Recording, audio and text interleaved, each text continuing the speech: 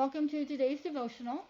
Today we're going to be looking at two words, and I put these two words together because they both have the same Hebrew meaning, and they are decline and incline.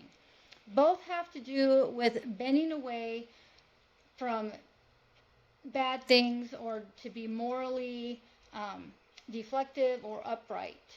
So Psalm 119, 157 says, "Many are my persecutors and my enemies, yet do I not decline from thy testimonies."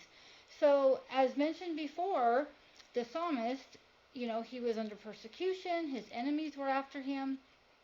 And sometimes when we're undergoing hardship, sometimes it teaches us to run to God.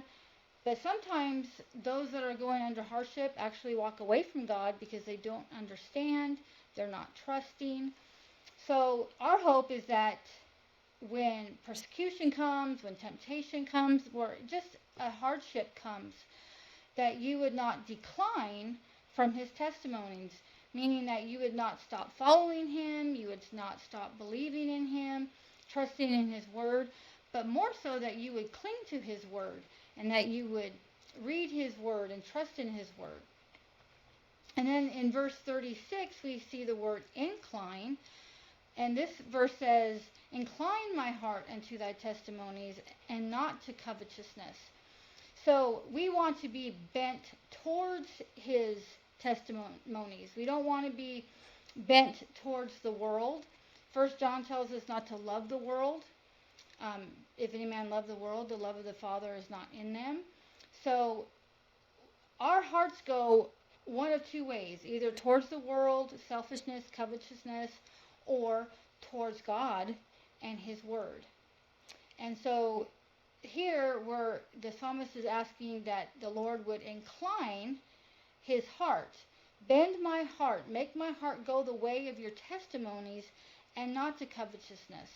So even though, he's being tried and things are happening, his true desire, his true want is to not forsake God's word.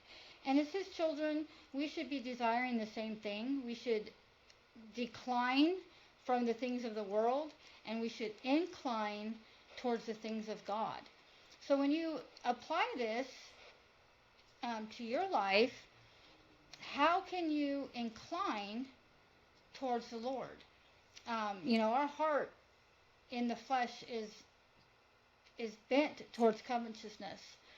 And a lot of times we don't recognize it. And we need to be wanting and able to ask the Lord, "Lord, show me where my heart is not right with you. Show me where my heart might be divided." And when we ask the Lord to show us certain things, he certainly does. He's faithful and just to forgive us and to direct us in the right way.